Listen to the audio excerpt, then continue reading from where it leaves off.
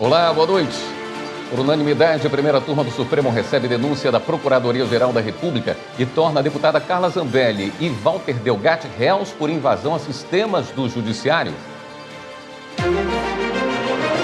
O Conselho Nacional de Justiça julga caso de magistrada que postou fake news sobre Marielle Franco.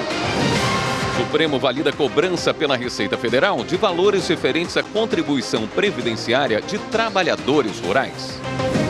O plenário do STF vai retomar julgamento sobre a representatividade sindical de micro e pequenas indústrias artesanais. STJ decide que tempo da prisão por dívida de pensão alimentícia deve ter fundamentação específica. E ainda, o balanço do Tribunal Superior Eleitoral do teste de segurança da urna eletrônica. O Jornal da Justiça desta terça-feira, 21 de maio, começa agora.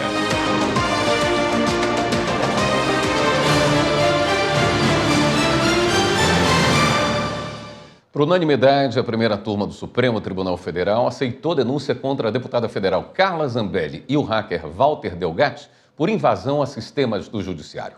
Com isso, eles se tornam réus e passam a responder pelos crimes no STF. A denúncia foi apresentada pelo Procurador-Geral da República e quem tem os detalhes é a repórter Marta Ferreira. A deputada federal Carla Zambelli e o hacker Walter Delgatti Neto foram denunciados em abril por invasão a dispositivo informático e falsidade ideológica.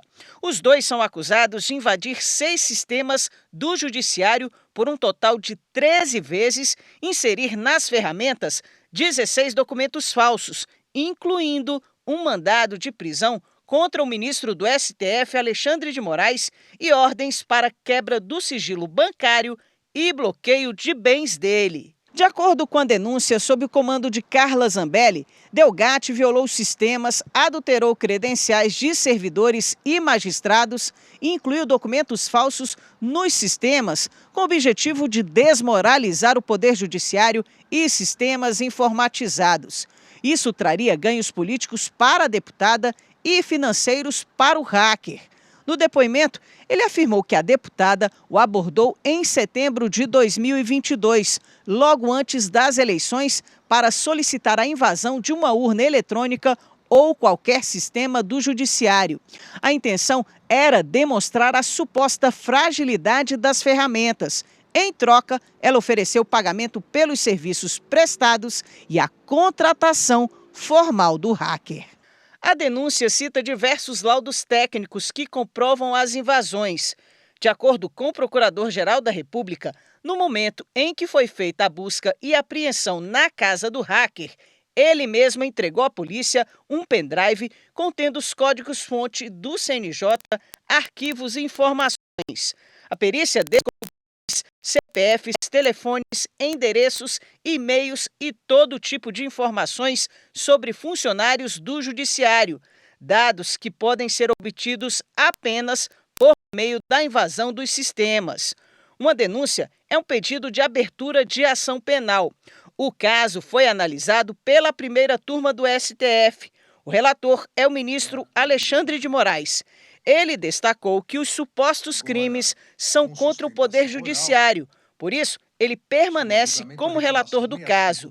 Também afirmou que a denúncia atende ao que está previsto na lei. Recebo a denúncia oferecida contra Walter Delgatti Neto e Carla Zambelli Salgado de Oliveira pela prática dos crimes previstos nos artigos 299, falsidade ideológica, 154A, parágrafo 2º, invasão do dispositivo informático qualificado pelo prejuízo econômico, ambos do Código Penal. A ministra Carmen Lúcia também chamou atenção para o perigo com crimes praticados usando a inteligência artificial. Quando Vossa Excelência descreve que havia entre as notas, as providências, a possibilidade de Vossa Excelência ter, inclusive, determinado a própria prisão, eu começo a não me preocupar mais só com a inteligência artificial, mas com a desinteligência natural de alguns que atuam criminosamente, além de tudo, sem qualquer tracinho de inteligência. Vossa Excelência, sempre muito educada, disse a desinteligência natural. Eu chamaria a burrice mesmo, natural, achando, né, que isso não fosse ser descoberto. A primeira turma, por unanimidade, aceitou a denúncia contra Carla Zambelli e contra Walter Delgatti. Assim, eles se tornaram réus no Supremo pelos supostos crimes apontados na denúncia. Ainda não há data para o julgamento dos dois. Será nessa fase em que os ministros vão decidir se houve crime de fato e se os réus devem ser condenados. E a segunda turma do Supremo extinguiu na tarde de hoje a condenação do ex-ministro da Casa Civil, José Dirceu, por corrupção referente a recebimento de propina da empresa Apolo Tubulares sobre o valor do contrato firmado com a Petrobras em 2009. Dirceu havia sido condenado a 4 anos e 7 meses de prisão. A defesa do ex-ministro alegou que a acusação estava prescrita à época da condenação, em 2016, pois, devido à idade superior a 70 anos, os prazos prescricionais são reduzidos pela metade. Por 3 votos a 2, a turma entendeu que o crime foi consumado no momento em que o contrato foi assinado em 2009. Quando a denúncia foi recebida, em 2016, Dirceu já tinha mais de 70 anos e que, segundo os ministros, significava que o crime já estava prescrito. Com a decisão, Dirceu está livre de uma das 2 condenações restantes no âmbito da Operação Lava Jato. A quarta turma do Superior Tribunal de Justiça decidiu que o tempo da prisão por dívida de alimentos deve ter fundamentação específica. Quem explica é a repórter Jéssica Castro. O colegiado entendeu que é obrigação do juízo fundamentar, de maneira individualizada, razoável e proporcional, o tempo de prisão civil decorrente do não pagamento da dívida alimentícia. Com esse entendimento, a turma julgadora fixou no mínimo legal de 1 mês o tempo de prisão de um devedor de alimentos. No decreto original de prisão, o juízo havia se limitado a indicar o prazo de 3 meses, sem, contudo, apresentar justificativa específica para esse período. O decreto prisional foi mantido em 2º grau, sob o entendimento de que não há ilegalidade, se a decisão respeita o prazo máximo de 3 meses previsto no Código de Processo Civil. No STJ, o relator do recurso em habeas corpus, ministro Raul Araújo, lembrou que a Constituição Federal prevê que a motivação das decisões judiciais é elemento fundamental de proteção e garantia da liberdade, além de servir como ferramenta de limitação do próprio poder do Estado. Ele apontou alguns elementos que podem auxiliar o juízo na determinação do tempo de prisão, como a capacidade econômica do devedor e o valor da dívida, o comportamento do devedor, as características pessoais e as consequências do não pagamento para o alimentando. Assim, a quarta turma considerou que a fundamentação é necessária em qualquer medida que envolva coerção à pessoa, a fim de evitar que o período de restrição da liberdade seja fixado de maneira indiscriminada pelo juízo. E a sexta turma do STJ afastou a nulidade de provas obtidas pela polícia em busca pessoal. As informações com a repórter Marina Campos. Ao manter a condenação de um homem pelo crime de tráfico de drogas, o colegiado reforçou o entendimento de que denúncia anônima ou intuição, baseada apenas na prática policial, não bastam para justificar a busca pessoal. Contudo, reconheceu que no processo em julgamento havia uma fundada suspeita capaz de validar a diligência e rechaçou a tese defensiva de ilegalidade das provas. No caso analisado, após receber denúncia anônima de que um homem estaria com uma sacola de drogas em via pública, os policiais militares foram ao local. De acordo com o processo, o suspeito tentou fugir, mas foi alcançado. Com ele, os agentes apreenderam 138 gramas de maconha, 26 gramas de crack e 18 gramas de cocaína. O juízo de primeira instância fixou a pena em 5 anos de reclusão em regime inicial semiaberto. A decisão foi mantida pelo Tribunal de Justiça de Minas Gerais. Em habeas corpus no STJ, a defesa alegou nulidade das provas obtidas por meio da busca pessoal. Também solicitou a redução da pena, afirmando que o réu é primário e tem bons antecedentes. O relator na sexta turma, ministro Sebastião Reis Júnior, destacou que a tentativa de fuga justificou a fundada suspeita de que o homem estava com objetos ilícitos, o que legitimou a busca pessoal em via pública e assegurou a legalidade das provas obtidas.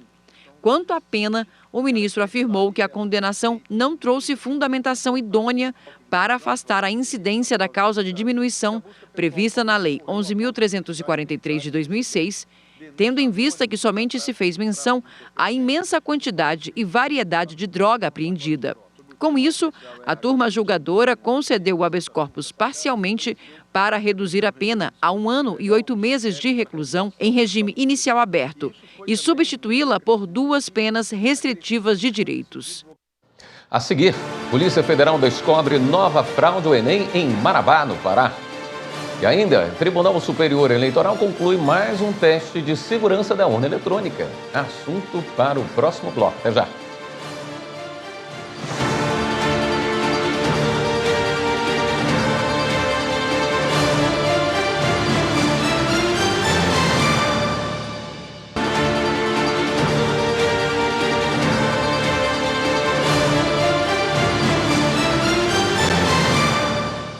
O Tribunal Superior Eleitoral concluiu a 7ª edição do teste da urna eletrônica. Quem conta os detalhes é a repórter Mariana Fabre.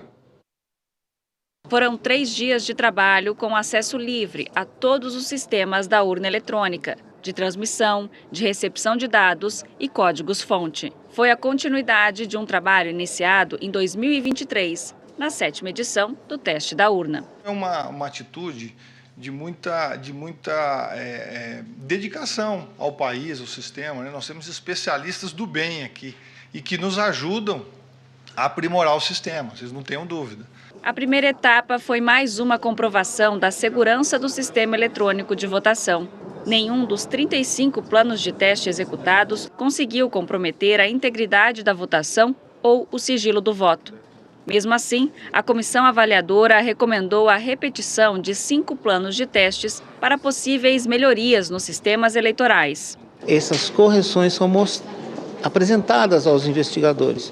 Eles montam novamente o cenário quando eles encontraram aquela vulnerabilidade, testam para ver se ainda existe a vulnerabilidade ou se já está corrigida, e a partir daí a comissão avaliadora vai avaliar se realmente foi corrigido, se deu tudo certo. Especialistas da Polícia Federal e da Universidade Federal de Mato Grosso do Sul retornaram ao tribunal e comprovaram que as sugestões apresentadas para melhorar as urnas eletrônicas e os sistemas de votação foram implementadas. A PF repetiu 3 dos 6 testes executados em 2023. Já o FMS analisou 2 pontos de melhorias dos sistemas. O TSE está no caminho certo, continuar fazendo um edital público aberto, que todos podem participar, vir, fazer, testar. Eu acho importantíssimo isso.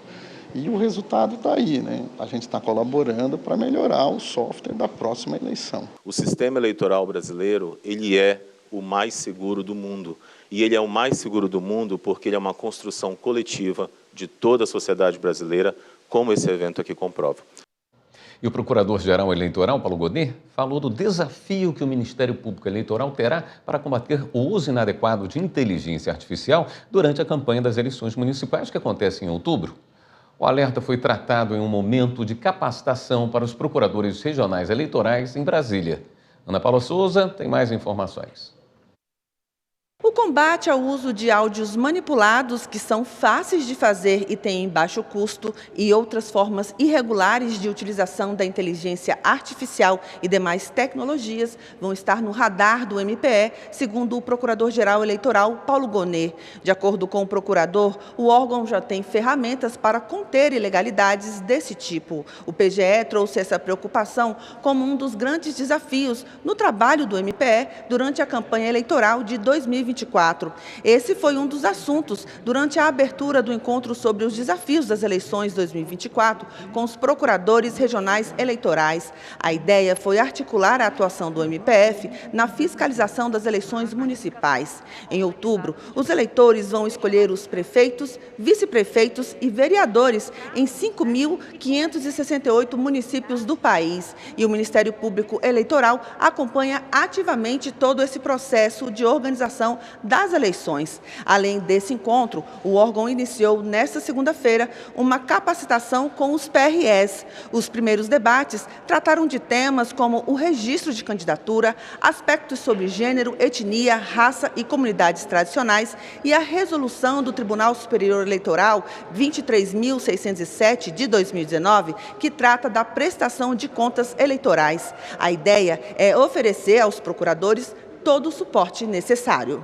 A gente tem que buscar, pelo menos, reduzir os danos. agindo de um modo aí inteligente, concertado, procurando conhecer essas tecnologias e atacando os pontos de viralização, que é a expressão que eles usam, né? Com relação a esses mau usos da internet, das redes sociais. Polícia Federal descobre nova fraude ao Enem em Marabá, no Pará, e faz operação em vários estados para desmantelar uma organização criminosa que praticava roubos nas modalidades conhecidas como domínio de cidades e novo cangaço.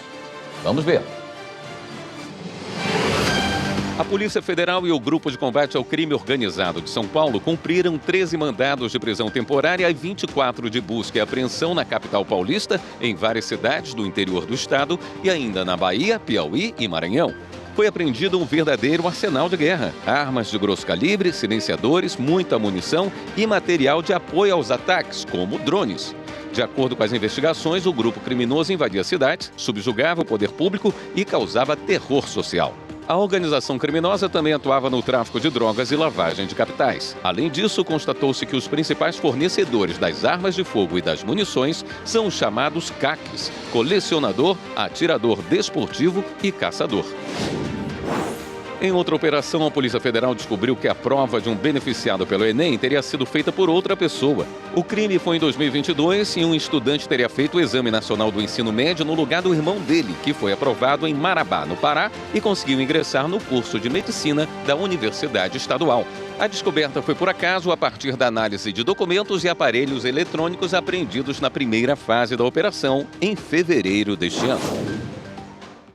Uma equipe de inspeção do CNJ está no Tribunal de Justiça da Paraíba para acompanhar e aprimorar o atendimento prestado pelo Judiciário.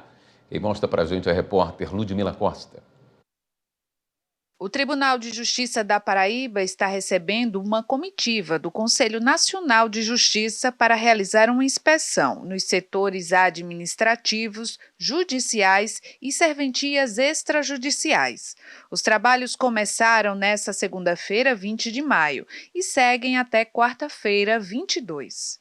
No primeiro dia, a abertura foi realizada no Pleno do TJPB, com representantes do Poder Judiciário Estadual e da Corregedoria Nacional de Justiça.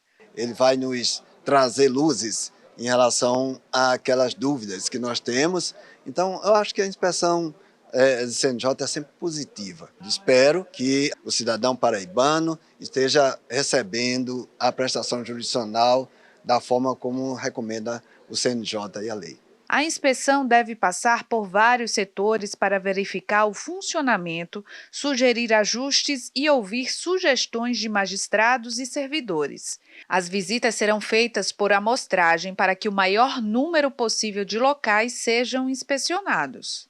É uma forma de integração e interação com os tribunais dos estados. É o CNJ presencialmente aqui no estado da Paraíba. Porque fora dessas inspeções, os estados e os magistrados só têm o contato com o CNJ protocolar, através de expedientes de ofício. E hoje nós estamos aqui para ouvir e ver o que tiver que ser visto e ouvido. As inspeções têm o objetivo central de aprimorar o atendimento prestado pelas unidades judiciárias, um momento de interlocução entre o CNJ e os tribunais de justiça. Nós aprimoramos ou vamos aprimorar o que precisa ser melhorado. Então é uma alegria grande, eles vão à corregedoria, vão a alguns setores do tribunal, vão a algumas varas, e esse trabalho é sempre de orientação, é sempre de cuidado, é de fazer com que as coisas funcionem melhor. A visita do CNJ eu reputo como muito importante para a melhoria da prestação jurisdicional. Magistrados e servidores do Tribunal de Justiça de Mato Grosso participaram do curso Técnicas de Inquirição baseadas em Psicologia do Testemunho. A capacitação visa contribuir para o aperfeiçoamento das decisões judiciais. Reportagem de Maritza Fonseca. Com o objetivo de aperfeiçoar as decisões judiciais, a estruturação da argumentação jurídica a partir de uma visão calcada na psicologia do testemunho, magistrados e servidores se aprimoraram em técnicas de inquirição baseadas em testemunho. O direito ele não é uma ciência isolada, né? Ele está andando lado a lado com psicologia, com sociologia, com filosofia. E o magistrado, de Mato Grosso, ela tem que estar bem preparado para enfrentar esses desafios. A inquirição das testemunhas é uma prática que se aplica em todos os ramos do direito. No direito, nós não encontramos técnicas jurídicas para análise deste material probatório, motivo pelo qual nós precisamos buscar lá em outros ramos do pensamento científico, neste caso, a psicologia do testemunho e as neurociências, entre outros, mas principalmente esses, técnicas que sejam interessantes, aptas a que o juiz possa analisar essas provas sob um ponto de vista científico e técnico e, com isso, extrair conclusões. Participante do curso, o juiz Jones Gataz ressaltou a importância desta atualização promovida pela Escola Superior da Magistratura de Mato Grosso. Aqui a gente está aprendendo de forma acadêmica, na forma técnica, né? com conhecimento. Isso vai com certeza traz um aprendizado, traz uma objetividade naquilo que você faz, para você ter mais segurança e domínio na coleta das provas. A seguir, a STF vai retomar julgamento sobre a representatividade sindical de micro e pequenas indústrias artesanais. E ainda, Supremo valida cobrança pela Receita de Valores referentes à contribuição previdenciária de trabalhadores rurais. Voltamos em instantes.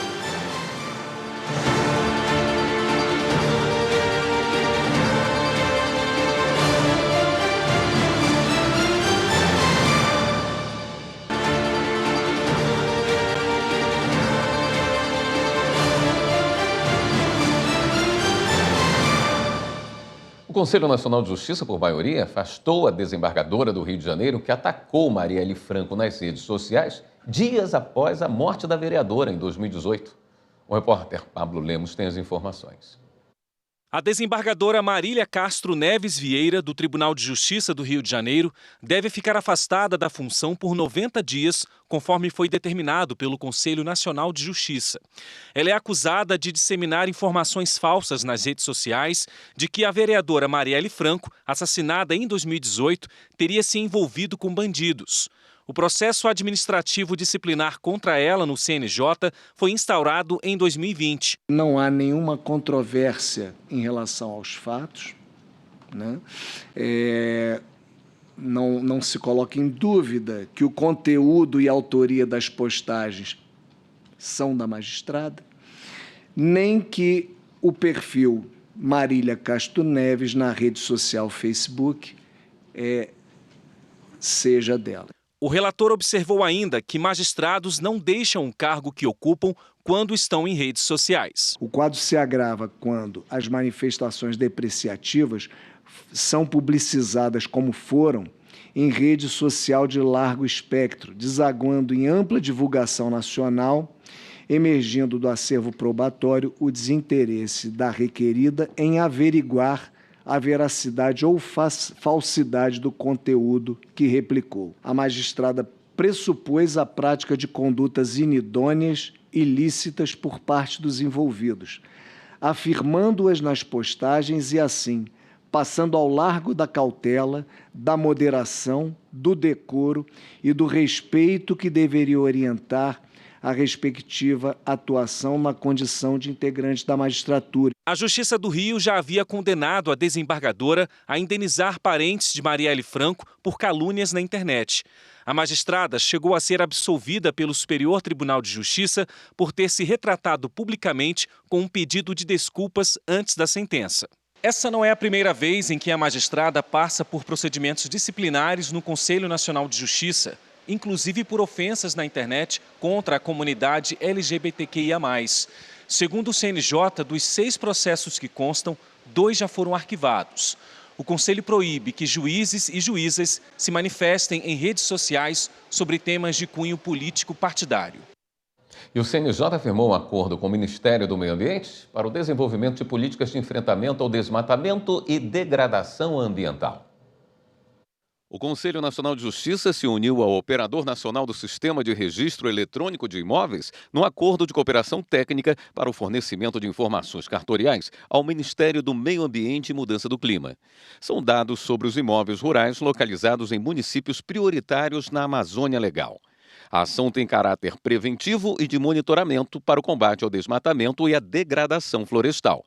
O acordo foi assinado pelo presidente do CNJ e do Supremo, ministro Luiz Roberto Barroso, pelo Corregedor Nacional de Justiça, ministro Luiz Felipe Salomão, pela ministra do Meio Ambiente, Marina Silva, e pelo presidente do ONR, Juan Pablo Grossweiler.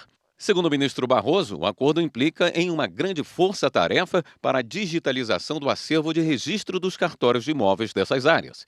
Na sequência, o Ministério do Meio Ambiente vai cruzar as informações com outras bases de dados fundiárias e elas vão servir para a elaboração de políticas de enfrentamento ao desmatamento e à degradação florestal da Amazônia Legal. E o juiz Guilherme Guimarães Feliciano tomou posse hoje como conselheiro do CNJ. Guilherme Guimarães Feliciano assume vaga destinada a juízes trabalhistas por indicação do Tribunal Superior do Trabalho. Ele destacou a integração de pessoas neurodivergentes, educação, cidadania e saúde como foco da atuação dele como conselheiro do CNJ.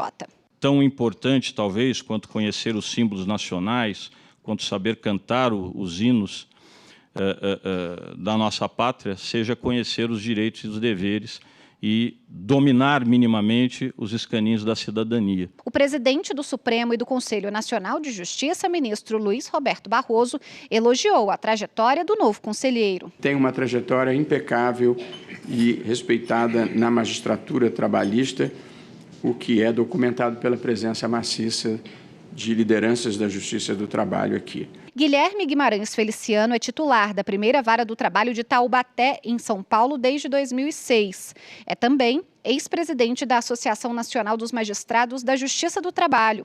O juiz foi aprovado como conselheiro do CNJ após sabatina no Senado. A nomeação dele ao cargo ocorreu no início do mês.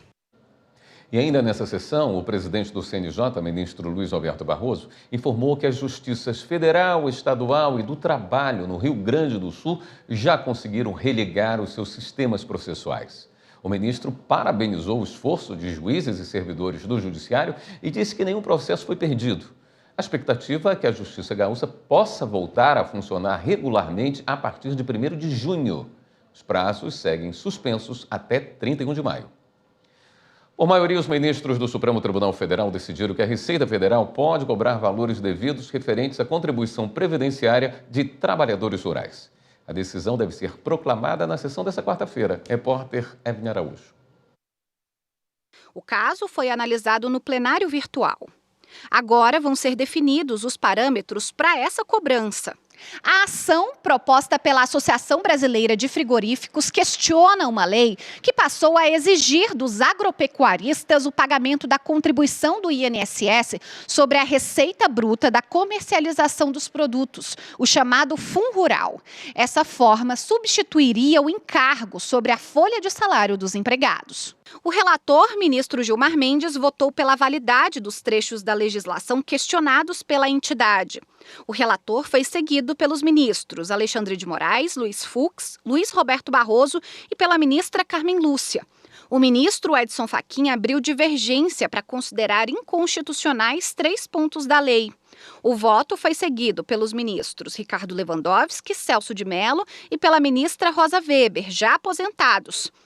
O ministro Marco Aurélio, também aposentado, divergiu para declarar um dos artigos inconstitucional. O ministro Dias Toffoli divergiu em parte do relator para afastar a interpretação que autorize, na ausência de nova legislação sobre o assunto, a substituição da contribuição do empregador rural pessoa física sobre a receita bruta da comercialização da produção. O plenário do STF deve julgar amanhã um recurso que discute a representatividade sindical de micro e pequenas indústrias artesanais.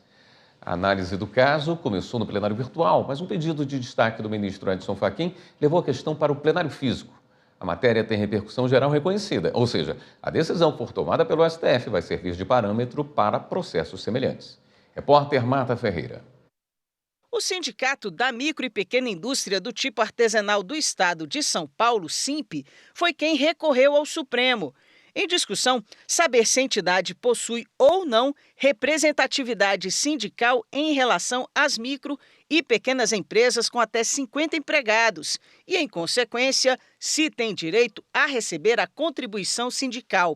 Alega também que existe um acordo judicial firmado com a Fiesp, a Federação das Indústrias do Estado de São Paulo, que garante a representatividade do SINP em relação às micro e pequenas indústrias artesanais no Estado. A questão foi parar na Justiça. O Tribunal Regional do Trabalho da 2ª Região e o Tribunal Superior do Trabalho entenderam que a categoria, nesse caso, é representada por uma outra entidade, o Sindicato da Indústria de Instalações Elétricas, Gás Hidráulicas e Sanitárias do Estado de São Paulo, Sindinstalação. Os tribunais sustentam que o SINP não pode ser considerado uma organização sindical, porque, de acordo com a jurisprudência do TST, esse tipo de representação deve abranger toda a categoria, não sendo admitida a separação baseada na maior ou menor dimensão de cada ramo ou empresa. Diante dessa decisão desfavorável, o SINP recorreu ao Supremo. O relator do caso é o ministro Dias Toffoli, que reconheceu que a matéria tem repercussão geral, ou seja, a decisão tomada pelo STF servirá de parâmetro para processos semelhantes em discussão no restante do país. O julgamento havia começado no plenário virtual em outubro de 2021. O ministro Dias Toffoli havia negado o pedido feito no recurso, porém o ministro Edson Fachin pediu destaque, levando a discussão para o plenário físico, onde o julgamento vai começar do zero. Defensorias e ministérios públicos querem a criação de abrigo emergencial para refugiados em Porto Velho, Rondônia. As informações com Márcio Fontinelli. Em um trabalho conjunto com as Defensorias Públicas da União e do Estado e o Ministério Público Estadual, os procuradores da República entraram com ação na Justiça para que o município de Porto Velho, em Rondônia, providencie abrigo emergencial para refugiados e migrantes que vivem na região. No processo, o pedido é para que seja disponibilizado, no prazo de 15 dias, um local com no mínimo 100 vagas com oferta de alimentação e respeito aos hábitos culturais dos acolhidos. Além disso, que os governos local e estadual apresentem dentro de 30 dias um plano de contingência em relação ao fluxo migratório. A seguir, Seminário Internacional no Supremo discute mecanismos de implementação de decisões estruturais. Veja também, STF suspende lei que proíbe o uso de linguagem neutra em Águas Lindas de Goiás. É já.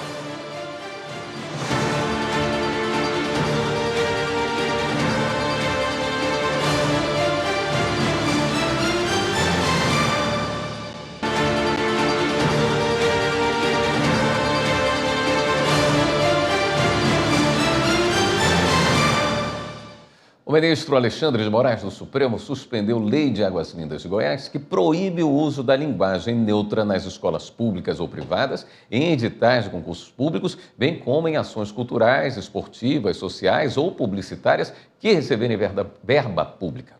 Para o relator, a proibição de divulgação de conteúdos na atividade de ensino em escolas é uma ingerência explícita do Poder Legislativo Municipal no currículo pedagógico de instituições de ensino vinculadas ao Sistema Nacional de Educação. A liminar foi concedida em ação proposta por entidades LGBTQIA+. Agora, a decisão que suspendeu a lei municipal será submetida a referendo do plenário da Corte. Um seminário internacional discutiu os mecanismos de implementação de decisões estruturais esta tarde no Supremo Tribunal Federal. A repórter Viviane Novaes acompanhou o encontro e explica para a gente o que são essas decisões estruturais. No Salão Nobre da Suprema Corte, representantes da Costa Rica, México, Chile e Colômbia, magistrados, professores, servidores do STF e do Conselho Nacional de Justiça. Os participantes conheceram a experiência brasileira, dos outros países e também da Corte Interamericana de Direitos Humanos sobre as chamadas decisões estruturais.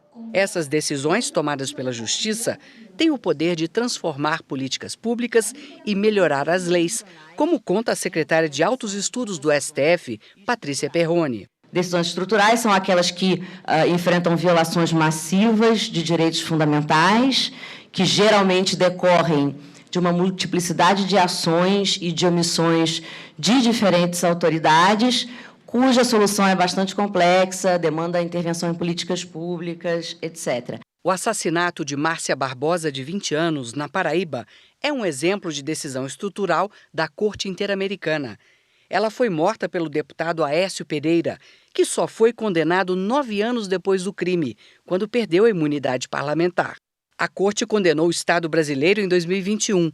A sentença incluiu uma série de medidas de reparação, como um protocolo nacional para o julgamento de feminicídio com perspectiva de gênero. Flávia Piovesan, do Conselho Nacional de Justiça, cita decisões estruturais do Supremo Tribunal Federal. Por exemplo, demandando programas de saúde para povos indígenas, demandando que se desmantele o estado de coisas inconstitucional em matéria carcerária, demandando planos de atuação. Então, o Supremo Tribunal Federal do Brasil também está lidando com problemas estruturais, ou na questão ambiental, questão habitacional, questão de educação, de saúde. Portanto, este é o eixo. Como ter essa justiça que olha para o futuro, com este potencial, com esse impacto transformador, de proteger direitos, mas também transformar realidades. O seminário é um dos encontros realizados em razão da sessão ordinária da Corte Interamericana de Direitos Humanos, que está ocorrendo no Brasil até o próximo dia 29. Esta é a 4ª vez que o país cedia a sessão. E foi lançada no STF a Convenção Americana de Direitos Humanos, comentada por diferentes ministros de tribunais superiores e juristas. A obra é resultado de uma parceria entre o Corregedor Nacional de Justiça, ministro Luiz Felipe Salomão, e o vice-presidente da Corte Interamericana de Direitos Humanos, Rodrigo Mudrovich. Repórter Pablo Lemos. Convenção Americana de Direitos Humanos comentada. Este é o título da obra organizada pelo Corregedor Nacional de Justiça, ministro Luiz Felipe Salomão, em parceria com o juiz Rodrigo Mudrovich, vice-presidente da Corte Interamericana de Direitos Humanos. Nós organizamos esse livro na Fundação Getúlio Vargas, na FGV Justiça, sob a minha coordenação e a coordenação do Rodrigo Mudrovich, e fomos organizando os textos comentados da Constituição, da Convenção.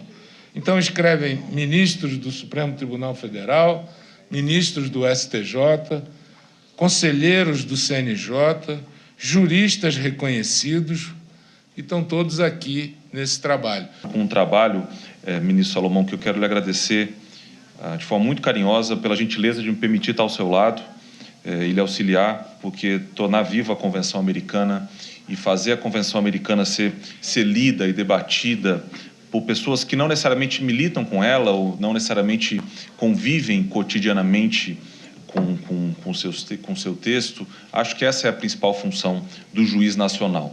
Também estiveram presentes no lançamento da obra ministros de tribunais superiores, magistrados, juízes e membros da Corte Interamericana de Direitos Humanos. Uma acupunturista e uma celebrante de casamento. Duas atividades bem diferentes, mas com uma coisa em comum. Ainda não são regulamentadas, apesar de bem conhecidas. Elas fazem parte de uma longa lista de atividades reconhecidas pela Classificação Brasileira de Ocupações. A repórter Carolina Chaves ouviu uma especialista para explicar o que falta para que essas práticas sejam consideradas profissões. Tornar um evento ou uma cerimônia de casamento divertido, emocionante e personalizados. Esses são os principais objetivos de um celebrante social.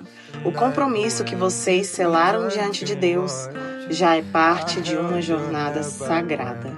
Mirelle deixou o direito para fazer o que ela mais gosta, uma atividade que exige tanta dedicação quanto a anterior, para conseguir realizar uma cerimônia leve, há todo um trabalho antes do grande dia para os noivos. A gente precisa mergulhar a fundo na história de cada casal, estudar, aprofundar, entender o que eles querem, presidir o que eles sonham, porque alcançar uma cerimônia personalizada, você precisa entender o universo do casal. Marcelo também buscou outra atividade além da primeira profissão.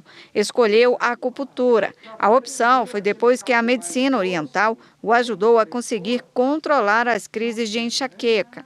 O acupunturista explica que a medicina chinesa é um complemento da medicina tradicional. São duas correntes distintas da medicina, mas elas são opostos complementares.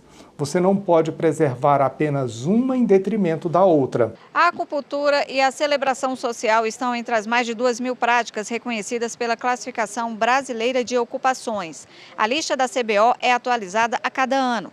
A regulamentação é mais um passo para a valorização da atividade. Aos pouquinhos, nossa classe está dando passos, né? Hoje a gente não tem regulamentação, não tem sindicato, não tem piso. Isso faz falta? Faz, eu acho que faz, porque quando existe uma regulamentação, existe uma segurança no serviço prestado, ou seja, tanto resguarda o profissional quanto resguarda quem está contratando o serviço. Por não ser regulamentado, o mercado ele é um campo minado. Tem boas formações em acupuntura e em medicina chinesa no Brasil, mas há também muitos cursos livres. E o fato de haver muitos cursos livres, ele acaba gerando uma série de formações completamente diferentes umas das outras. Algumas muito superficiais, inclusive. Isso é muito ruim.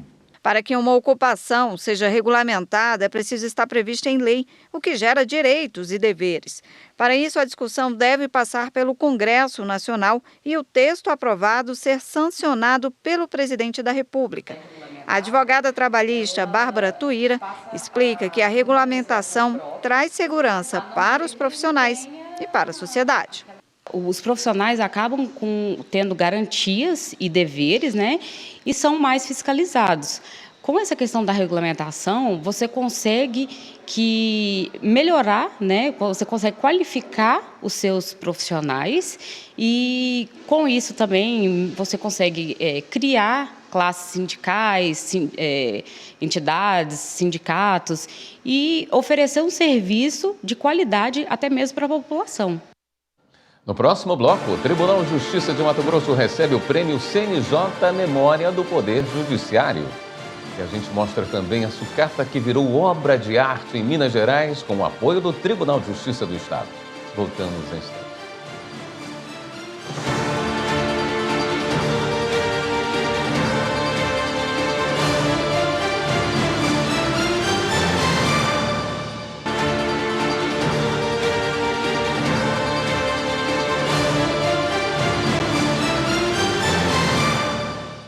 O Tribunal de Justiça de Mato Grosso recebeu o prêmio CNJ Memória do Poder Judiciário. Repórter Fernanda Fernandes.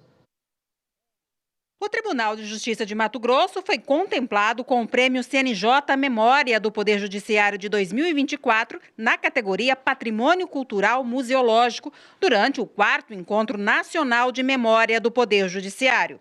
A premiação foi instituída para agraciar iniciativas que contribuam com a preservação dos bens culturais materiais e imateriais do Poder Judiciário brasileiro. A premiação decorre, de um projeto coletivo de uma exposição virtual em comemoração ao Sesquicentenário do Tribunal de Justiça pelos 150 anos.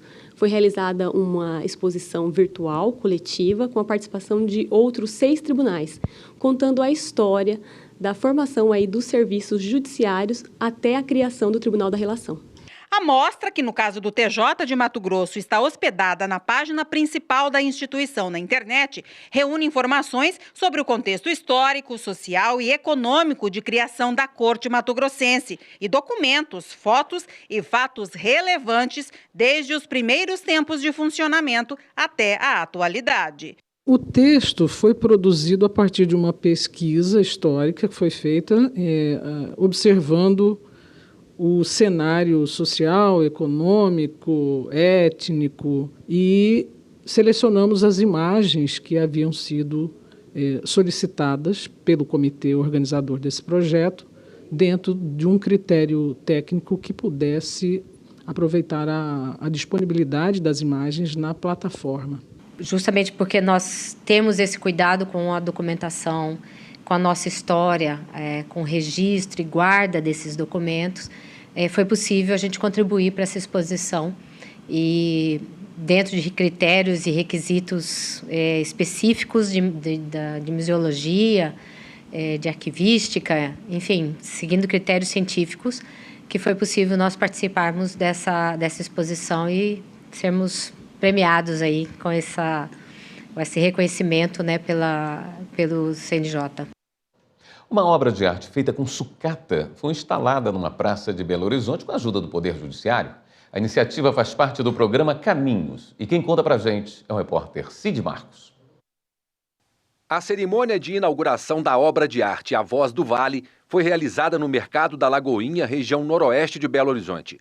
A coordenadora do Núcleo de Voluntariado do TJMG, desembargadora Maria Luísa de Marilac, representou no evento o presidente do tribunal, desembargador José Arthur Filho. Esse programa, eu entendo que tem potencial de alcance social imensurável, pois busca promover a inclusão de pessoas em situação de vulnerabilidade social do município de Belo Horizonte, em especial o egresso do sistema prisional, pessoas em conflito com a lei submetidas à audiência de custódia e pessoas em situação de rua por meio de acesso ao trabalho, à cultura e à arte. A obra de arte, trabalho coordenado pelos artistas Gu Ferreira e Paulo César Aguiar, foi colocada nesta rotatória, ao lado do Mercado da Lagoinha e em frente a esta delegacia.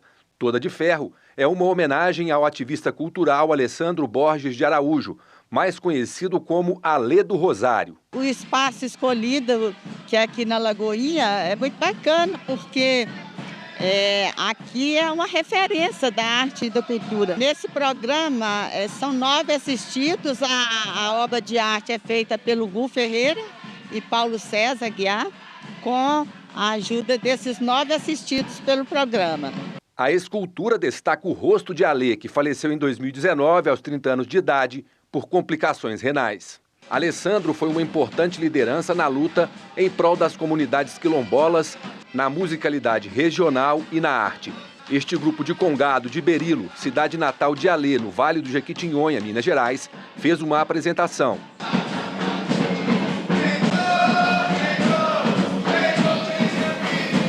A obra inaugurada faz parte do programa Caminhos, uma parceria do TJMG, Ministério Público Estadual, Ministério Público do Trabalho, Prefeitura de Belo Horizonte e SEMAIS, Centro Mineiro de Alianças Intersetoriais. A escolha pela comissão do personagem Alê do Rosário, que é uma pessoa que tem já falecida, tem uma luta interessante sobre o direito da população quilombola na região do norte de Minas, de Berilo.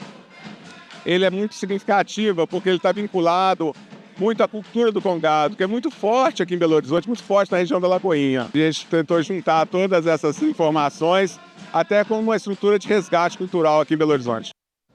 Esta edição do Jornal da Justiça fica por aqui. Na sequência, você acompanha a sessão plenária do Tribunal Superior Eleitoral. E na Rádio Justiça, fique com a Voz do Brasil. Uma boa noite para você. Até amanhã.